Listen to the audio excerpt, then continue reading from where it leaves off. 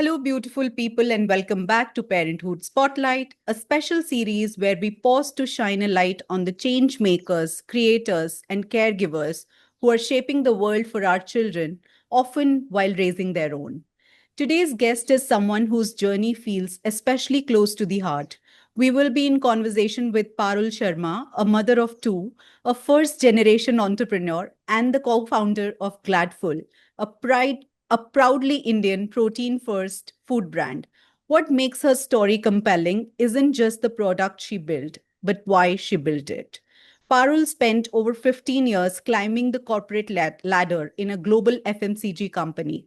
But when her older child was diagnosed with a protein deficiency, it changed everything. That moment, rooted in concern, confusion, and deep maternal instinct, set her on a path she hadn't planned for. What began as home experiments to make healing, nourishing snacks for her child eventually grew into a full fledged mission to bring protein rich, tasty, and guilt free snacking to Indian households. Parul, thank you so very much for joining me today. I'm so excited to have you here. Thank you so much, Neha. Thanks for having me. Delighted to be here. Thank you. And before we dive into Gladful Parul, I'd love to hear about your journey as a parent. Tell us about your family, your two beautiful sons. I became a parent pretty early. I think I was a parent when I was around 26. Oh, wow. And then I had a baby, another baby at when I was 30. Of course, all through I was working, didn't really catch a break. My career really spans about 15 years working. I was working all through in Cadbury before this, now known as Mondelez. So I was heading brands, different roles in sales, etc. And I was lucky to find my life partner also in the same organization. Oh, wow. And then these two kids happened, and of course they took a sizable portion of my day and my mind space. And naturally, I think unlike olden times when you truly have a village around you to raise a child, we didn't have that, right? Like, of course, I had my in-laws supporting me, but the fact is that childhood today is really changing. The amount of exposure kids have today, the amount of accessibility to snacks they have today Yeah. is very, very high, right? Like, I remember when I was a child, the only two snacks I was exposed to on a daily basis was, one was there was this gur chana Yeah. that we used to have, and then there was one kind of a naan khatai that we used to have at home, and that also used to be once a week or so. But today I see kids, not only my kids, kids around me, my consumers, when I was working at Cadbury, all of them used to consume snacks on a very daily basis, multiple Right. times daily basis, right? And not all the snacks were healthy, and I could see that in at my home as well. And that's when something struck when I went to the pediatrician. So I thought I had to change, and why not start changing from my house itself? Yeah. As a parent, I did realize how difficult it is to change habits. Like, it's really difficult. If your child is used to a certain kind of a cream biscuit and you'd have to take it off the next day, Yeah. gets super challenging. And I really thought that maybe the answer is not really changing the format altogether, Yeah. but bringing more nutrition in the snack they're having on a daily basis. Right, right.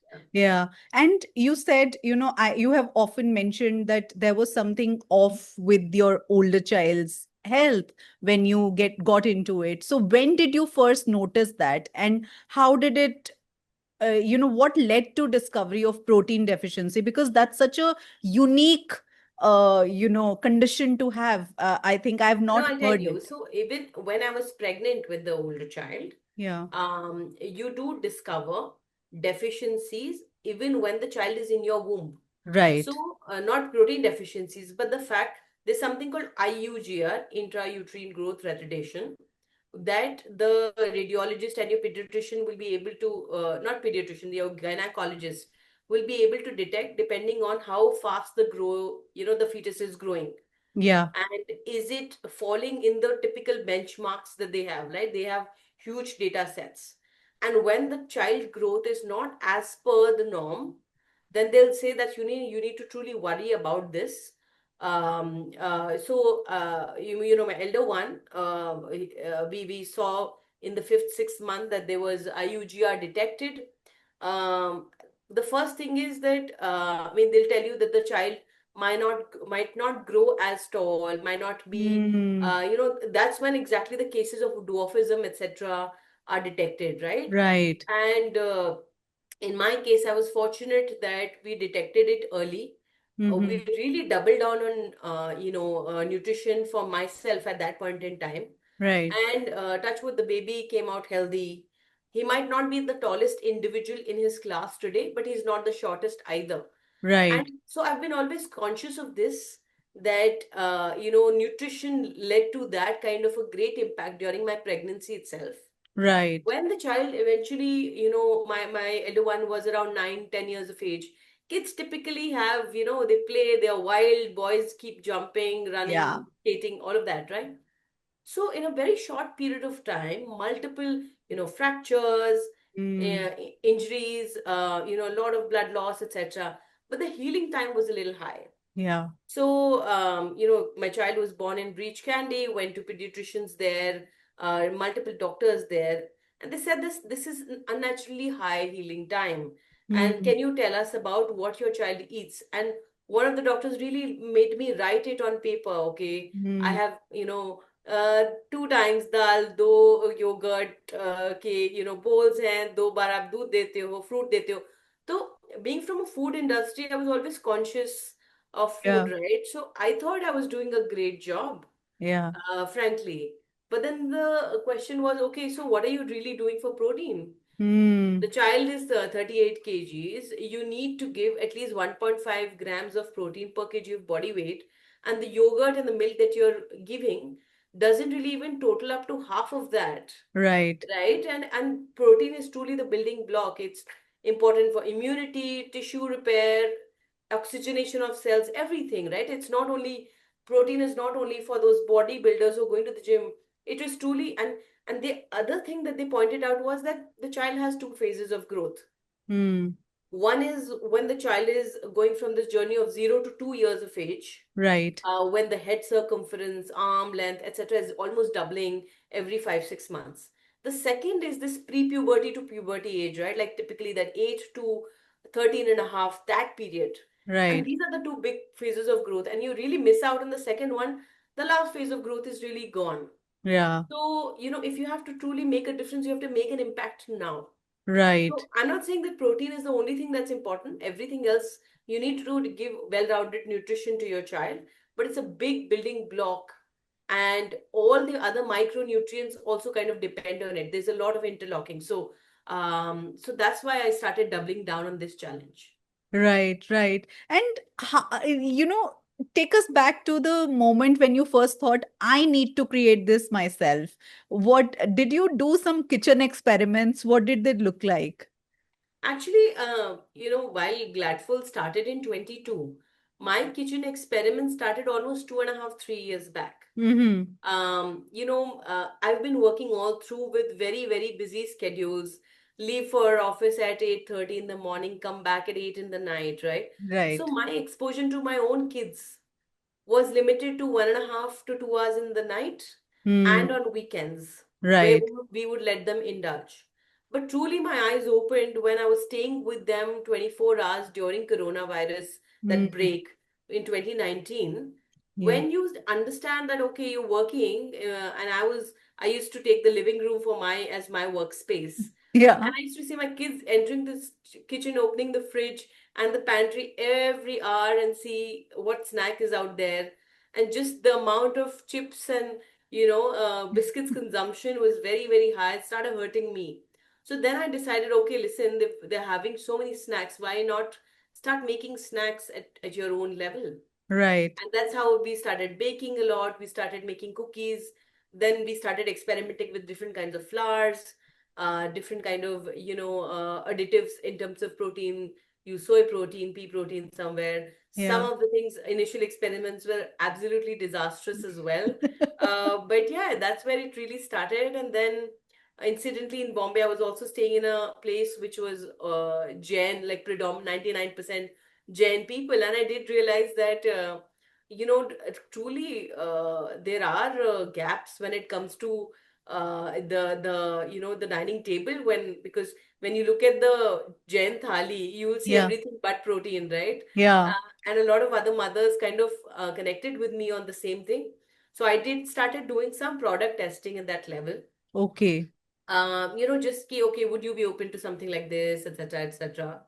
Of course, as a food enthusiast and somebody who's been working in the food industry, this, I mean, while of course I was exposed to this, this was not something that I had dealt with earlier, because I had always dealt with very indulgent foods like chocolates, Right. right? Right. So it was really going against the fabric that I was really working in. So that was very different. A lot of interesting insights came from fellow mothers. Yeah. So it started off there, and then I thought, why not start talking to people who can actually commercialize it? I took Yeah. my concept to them, worked with a lot of nutritionists and food developers, because making the recipe in the kitchen is one thing, Yeah. making it so that it can stay in the pack and be sustainable for 4 to 6 months is another, right? Right. And while I was from the food industry, I did not know the technical aspects of building a product, and Right. packaging and sustaining it through the supply chain, etc., etc. So all of that was new learning for me. Yeah. And were your kids your first tasters? What Yeah, kind of actually, it's feedback? great to have kids, Yeah. because um, they are cruel when it comes to feedback, Yeah. right? So, countless experiments, even till now, Yeah. countless experiments, and every day they would get new feedback on the product. Yeah. And they're very, very quick to say no. Like, I'll come to Neha and say, "Hey, Neha, is this pancake okay?" You might just want to be friendly with me and say, it's quite nice. But kids will say, "No, it's shitty. I can't have another bite of it." And then Yeah. and also this gives a lot of heart. Like, so if my child is having the same product for 3 to 4 times, Yeah. that means that it will work. And Right. of course, frankly, taste palettes are so different, so different. Yeah. People say, okay, like, one of the feedback that we get on our pancake is because we use sprouted lobia, Yes. right? And we carry, yeah, there's a bitter aftertaste. Yeah. And that is one ingredient I have just completely refused to change because of its protein content, right? Like, so a lot of people will say that it's bitter, but a lot of kids have gotten used to it. And we can Yes. see that repeat consumer behavior, right? Yeah. So मैं change करके उसको कुछ और sweater डाल दूं या फिर लो protein का डाल दूं, तो फिर वो people who are already repeating it, then उनके लिए तो अच्छा नहीं है ना. So there Yeah. are some things that we of course accommodate because of taste palettes, but there's some things that we do not. Yeah. But yes, in terms of feedback on the product, my kids are the first one. Their friends are the second one, because those mothers have started trusting me. So I get a first-hand feedback of approximately 14 to 15 kids even Wow. before we go for a consumer test. Yeah. And talk about the Indian, you talked about Indian taste palette, I mean taste Yeah. palette, but Yeah. in Indian households, food is full of not just, nutrition and the taste, but it's also emotional, traditional, and sometimes it's also, as you said, you were working in the very guilt wala food space. It's very indulgent. What kind of mindsets did you hope to change with Gladful?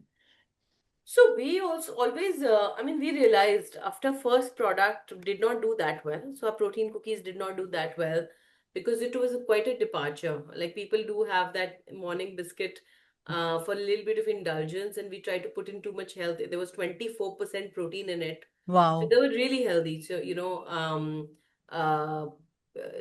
and that was a big change. And we saw a very small set of consumers repeating them very high, at a very high frequency, but a large set of consumers saying that no, we want to stick to our earlier, McVitie's or Rusk or whatever, because it's such a hard coded habit.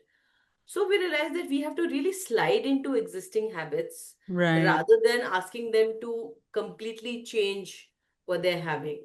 Right. And which is why our approach was, okay, after learning from our first experiment, where we said, okay, if somebody is having a dosa today, can we, and the dosa has 1 gram of protein, Hmm. can we upgrade them to a chila, which Yeah. is, which is changing the ingredients, and mostly the same set of consumption occasions, same set of way of making, that crispiness, that a little bit of, you want to have your own filling in there, and still give them that convenience by upgrading the ingredients. So, Right. one serve of our chila has about 8 grams of protein. Why? Because it's made with sprouted moong, sprouted kulthi, sprouted jawar, etc., etc. 8 different kinds of millets and lentils, right? Yeah. So, the idea was to truly slide into existing habits and formats by changing ingredients rather than changing the format altogether. Yeah. Yeah. Yeah. So, that was one learning that we have. The other thing, in Indian households, we've realized that truly, no matter how progressive we are getting as a society, 90% of the work, or at least decision making, Yes. will be done by a woman. Yes. And especially when it comes to her own children's breakfast, she Yes. wants to stay involved. Yes. Yeah. So you off the and I did a concept test that where there is a pack of ready-made pancakes Hmm. where you have to pick up and put it in the tiffin box versus a pancake powder which you just have to make on the kitchen. She prefers a pancake powder because she wants to be involved in the last step when it's being put in the tiffin box. Right. Because also one is that ownership कि अच्छा मैंने बनाया मैंने देखा है अब तुम क्यों नहीं खाओगे. The other thing is she also puts her own level of lens because Yes. she feels that I understand my child the best. Yes. So even like our banana pancake में मदर से नहीं मैं तो egg add कर देती हूँ. Hmm. मैं additional banana chunks डाल देती हूँ. Yeah, Hmm. I try top it up with a little bit of almond. So this dash of addition of the mother, that 5% that the mother does, is extremely valuable, and you have to give it to her. You have to Right. make her life easy, but not completely take away the job that she has to do in the kitchen. Yeah. Yeah. Similarly, if you look at our, I would just encourage you to go and scroll a little bit on our Instagram page. Hmm. It's all the chefs and the mother communities. Yeah. So they're taking the chila mix, they're making it into a dhokla. They're Hmm. taking the idli mix, they're making into an uttapam. They're taking the pancake mix, making into a crepe.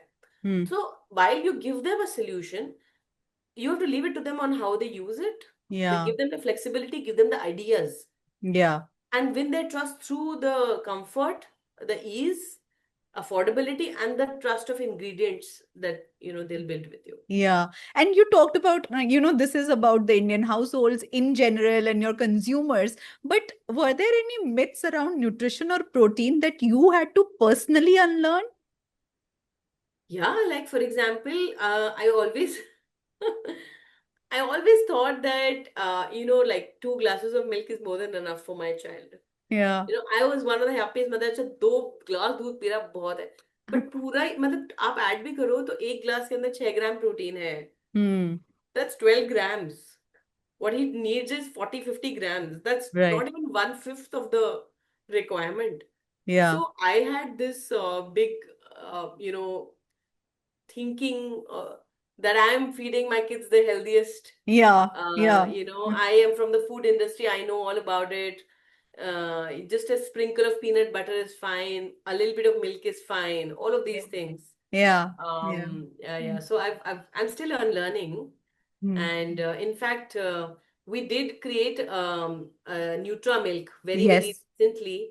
Yes. And it was all of from our learning that, what's okay for a 4-year-old is not enough for a 10-year-old, right? Right. So you have to really be age specific when it comes to protein and yet make sure that they're getting the taste of their old chocolate milk and yet make sure that along with protein and calcium they're also getting B12, vitamin Yes. D, vitamin A, C, etc. So we really worked with scientists, the food scientists on this one to make sure that the key 25 minerals and vitamins are taken care of by age. Because Yeah. आपको अगर dosage vitamin B12 की 2 साल के बच्चे के लिए और 10 साल के बच्चे के लिए बहुत फर्क है. So you have Yes. to make it by age, protein quantity by age, and make sure that it's dissolvable, it's tasty, Yes. etc., etc. Yeah. So all Yeah. of that. So we worked really like I would say we did around 30 product trials, Wow. and we are still working on a new variant for a slightly higher age group. Okay. And you know what I'm very intrigued by is that you've said before that you don't fit into the startup ecosystem. How did it feel entering that space while also managing the daily logistics of motherhood, and then coming from an industry which was, you thought you knew about food and still it was something new. Yeah, yeah.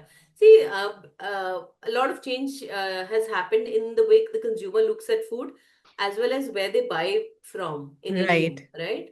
I don't remember stepping into a modern trade store for the longest time now, and we were only Reliance, Swiggy, and Blinkit, which was really not there when I was managing stuff at Mondelez, right? So things have definitely changed the way consumers buy it.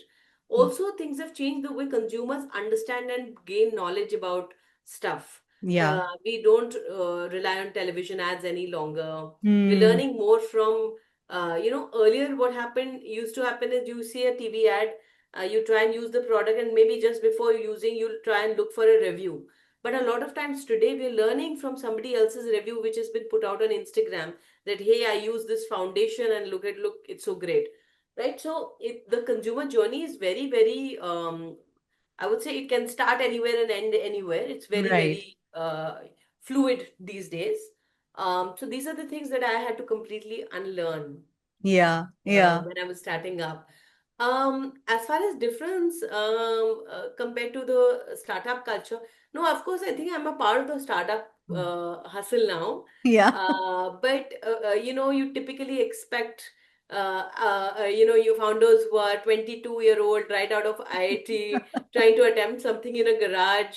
Of course, that narrative is very different, and I don't belong to that narrative. But I am very proud to say that a lot of ladies, mothers are now starting up, like, Yeah. Meghna and Shauri from Slurp Farm, Suhasini at Yoga Bar. They're doing a fabulous job. And I love the fact that more and more ladies are stepping into food, because ultimately we are the decision makers.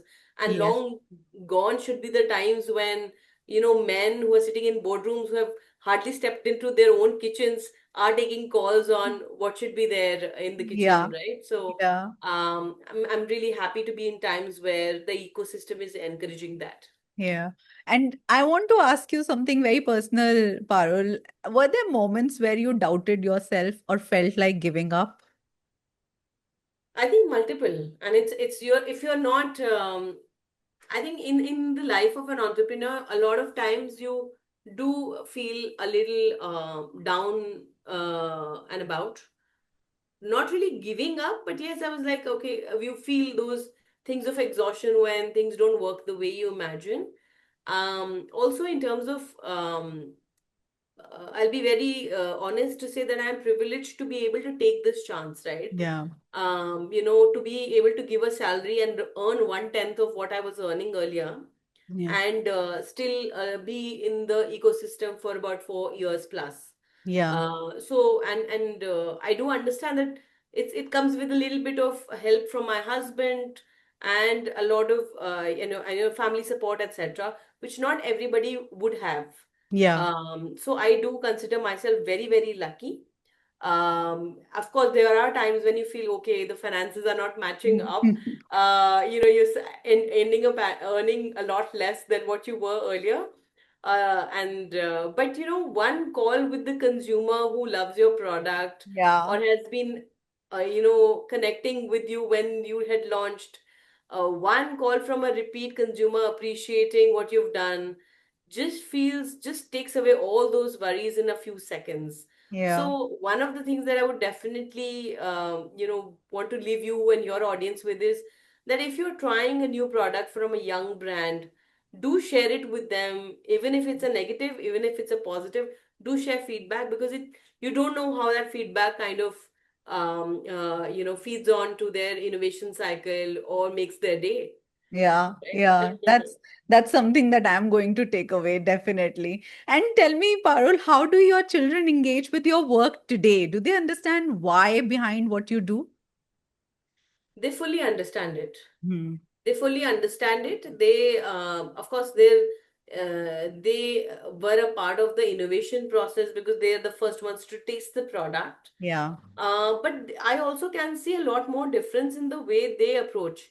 So, in all honesty, it's not like snacks have gone away from our house. Yeah. If my child wants to have chips, he will have chips. But the whole conversation around moderation is much stronger today, Yeah. right? The whole conversation around what's good for me, what's bad for me, Mm.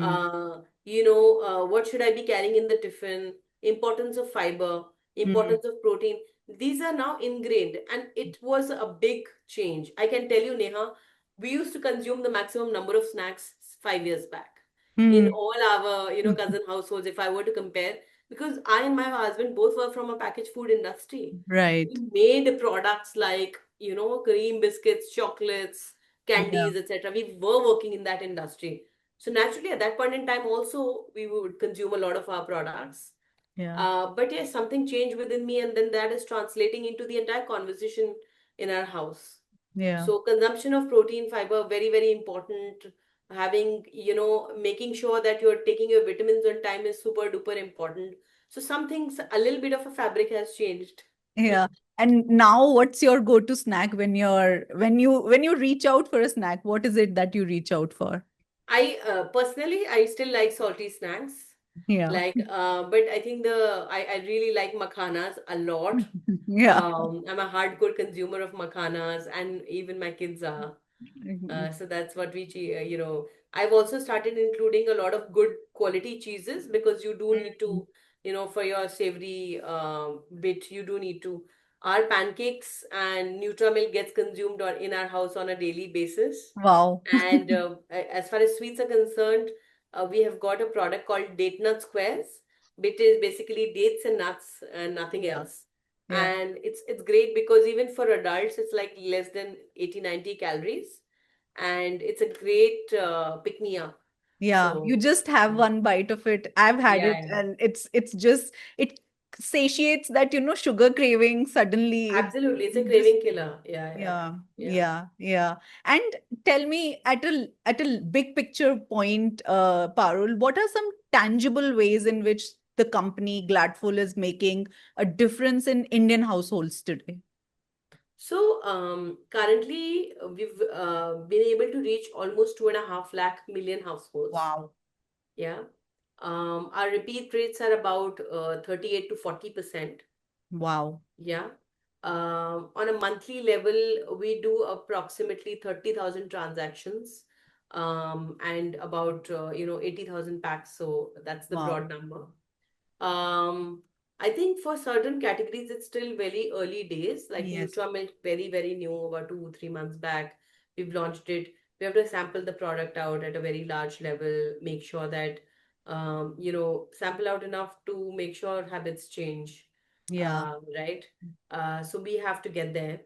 But, our intent is really that we don't want to get into protein shakes. We don't want to get into categories which are new format introductions. We want to get into categories where habits are already built, and you're really sneaking into those habits by with better ingredients like jowar, bajra, sprouted moong, sprouted lobia, and making sure that you do not add any additives like maltodextrin, Mm. maida, palm oil, etc.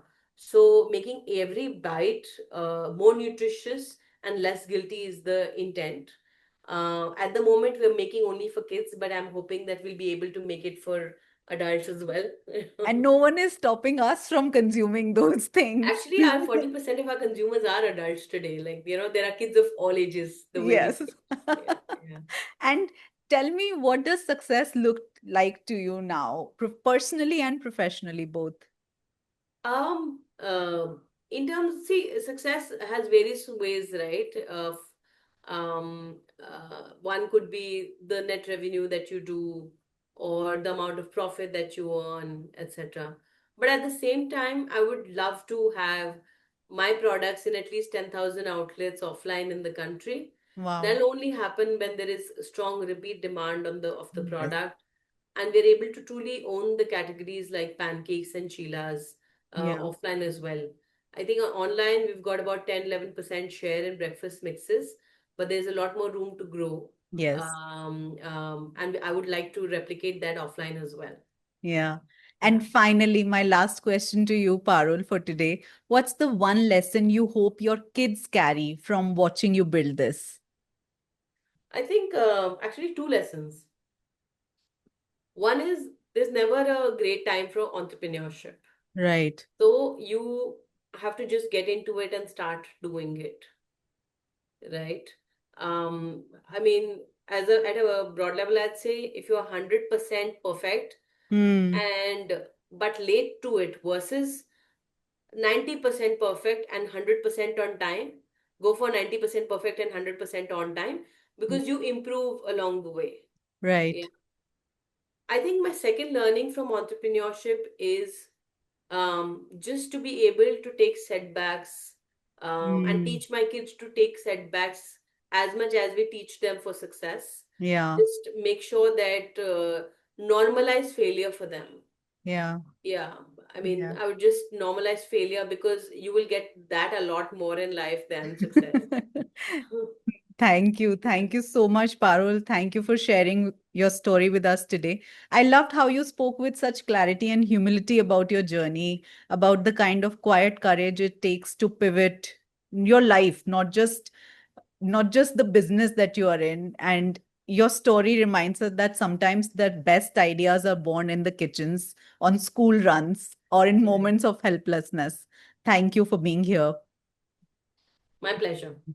And to our listeners, thank you for being on this journey with us. If this episode resonated with you, please consider sharing with a fellow parent, a friend who's toying with a big idea, or someone navigating a turning point in their own story. And if you're curious to try out Gladful's work, do check out their offerings. They're as full of heart as they are of protein. You can also find their details in our show notes. We'll be back next week with another regular episode of Parenthood, and the next Spotlight episode will drop a month from now. So hit subscribe and stay with us for stories that matter. Until next time, take care of yourself. Bye bye.